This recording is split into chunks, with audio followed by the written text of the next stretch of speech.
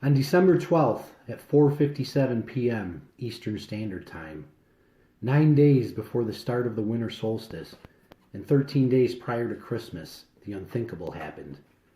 The solar strike that would be felt around the world struck. For a quick split second, I thought to myself, a Carrington-level event could be the most destructive yet healing things to happen to our current lives. Maybe it was quite possibly the cure that this new normal world needed. A society filled with pestilence, hate, divide, famine, and uncertainty was just thrust back in time some 200 years. I immediately ran to my bathroom and began to fill my tub with water.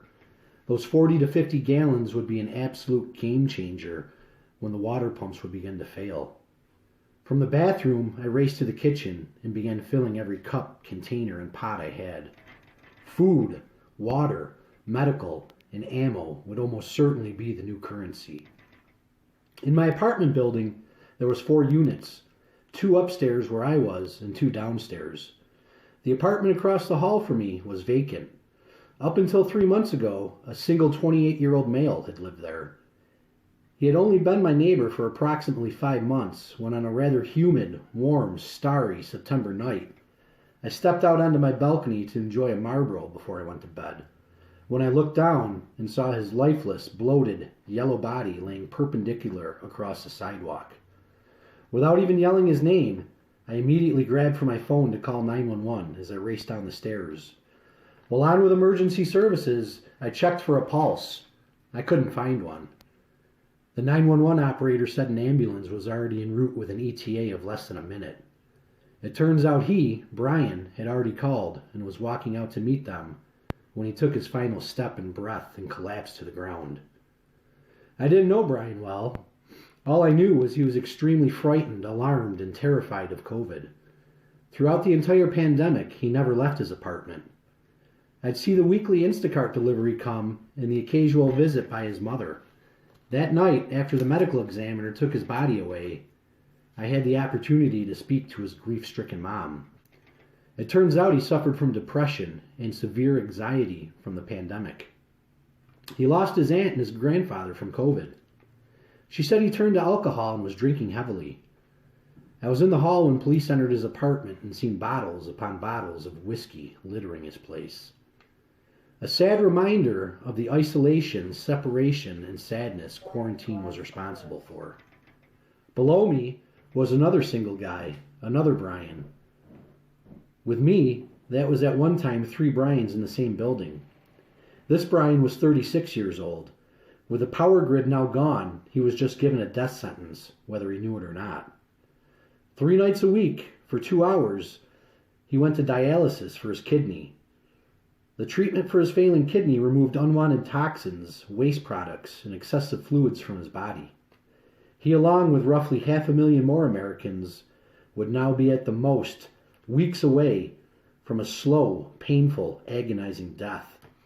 Across from Brian was Jim, a 50-something Dale from The Walking Dead look-alike, with a bucket hat and all. I knew Jim extremely well.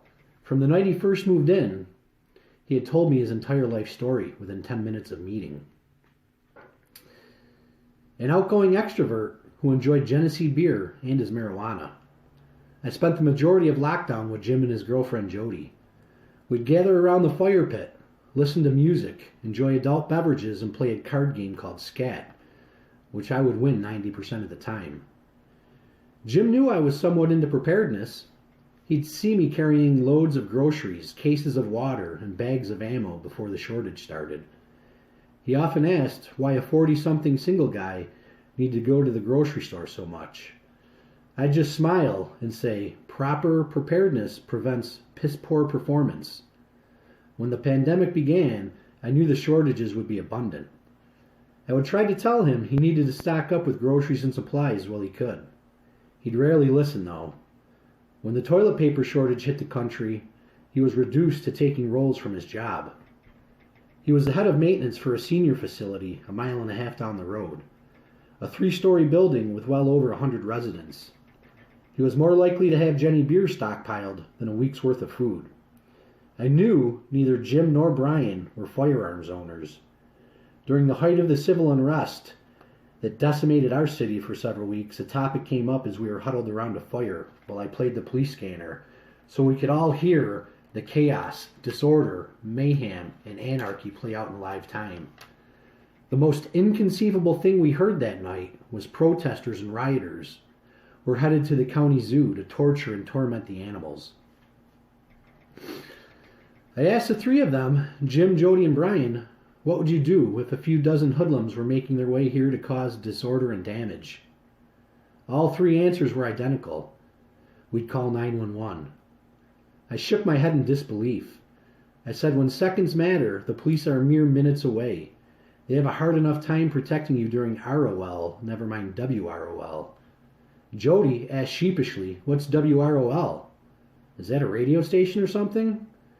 In a somber tone, I said WROL stands for Without Rule of Law, meaning you're on your own, Jody. There's no help coming. Think The Purge, but instead of being only 12 hours, it's infinite.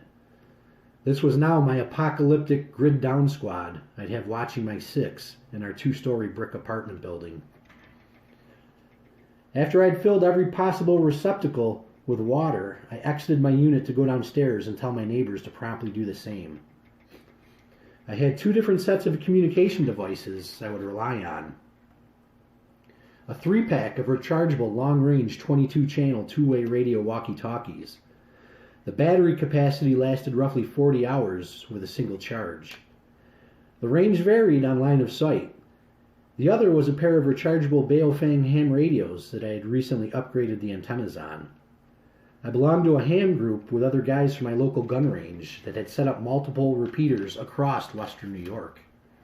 When the grid goes down and the world goes dark, communication would be key. Being able to find out what is happening just a few short miles away could be the difference between life and death, bugging in or bugging out. I grabbed a pair of walkies and a ham radio to bring down and share with my unprepared neighbors. I urgently knocked on both Jim and Brian's doors, as the once brightly lit hallway was now completely pitch dark. They both simultaneously opened the doors and asked if my power was out too. I hesitantly answered, I believe the power is down everywhere, you guys. Startled by my answer, Jim asked why everywhere. CME, I said. Jody, Jim's girlfriend, who was a special education teacher, had no idea what a CME was.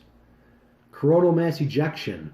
A solar flare exploded from the sun's surface, breached Earth's atmosphere, and destroyed our electrical grid, I responded. Brian interjected, what the hell are you talking about? Have you been watching Jericho again, he asked. A car probably took down a pole, he said. I'd often try and turn the three of them on to some of my favorite Netflix shows, and had told them how underrated and incredible the show Jericho was. The 4 of us now entered Jim's apartment that was already illuminated by candlelight. Guys, I'm positive this is a large-scale event. I've been following online chatter the past 2 weeks. Speaking of positive in the last 2 weeks, aren't you supposed to be quarantining, Jim asked. I'm good, Jim. I'm no threat to you guys.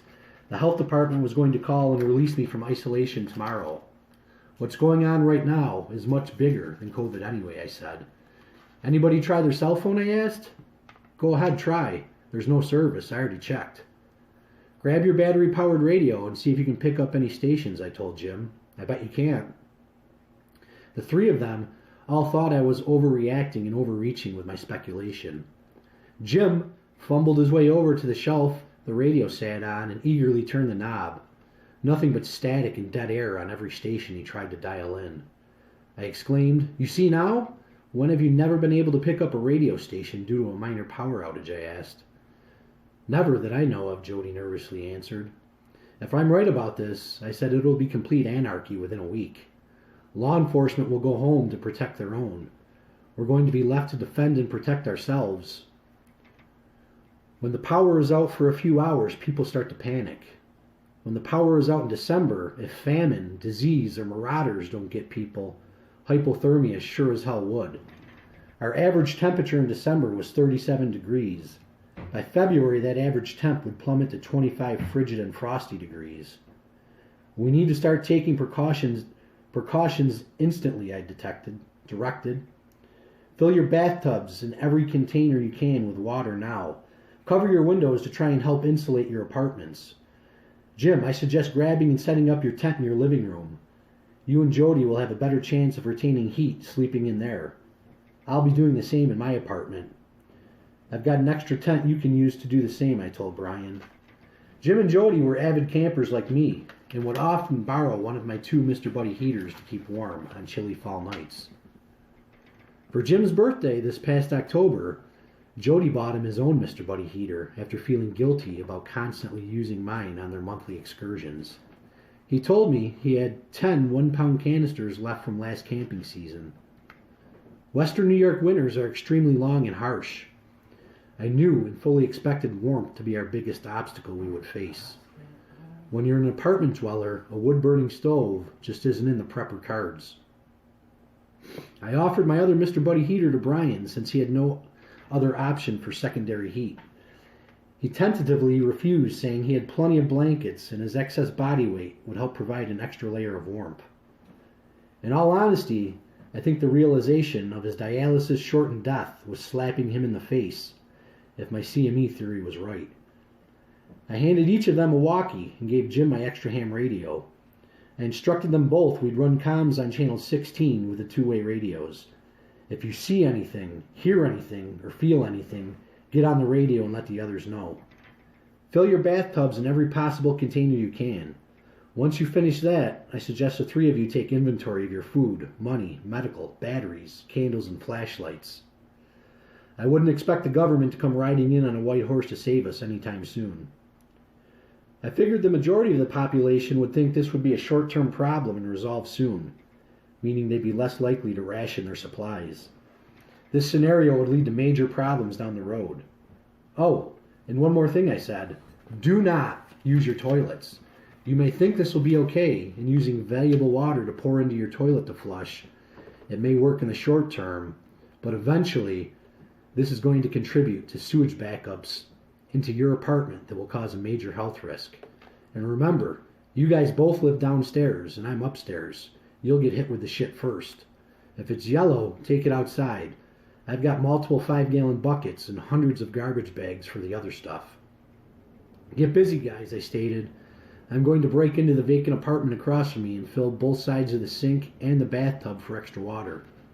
We'll reconvene at 700 hours tomorrow morning. It's going to be a busy day, so try and get some rest after completing your task. As I slowly went up the stairs, the epiphany of a possible collapse of civilization weighed heavy on my mind, body, and soul. 2 kicks was all it took for me to blow out the door to the empty apartment. It would be just as easy for some pillager to do the same to mine. Fortification, reinforcing, and bolstering the entrance points to our building would be a top priority before the rest of the neighborhood would catch on to how dire the situation would become. As I entered the pitch-dark apartment, my eyes were immediately drawn to the illuminated sky outside the sliding glass door. Transformers and electrical lines burning between power poles.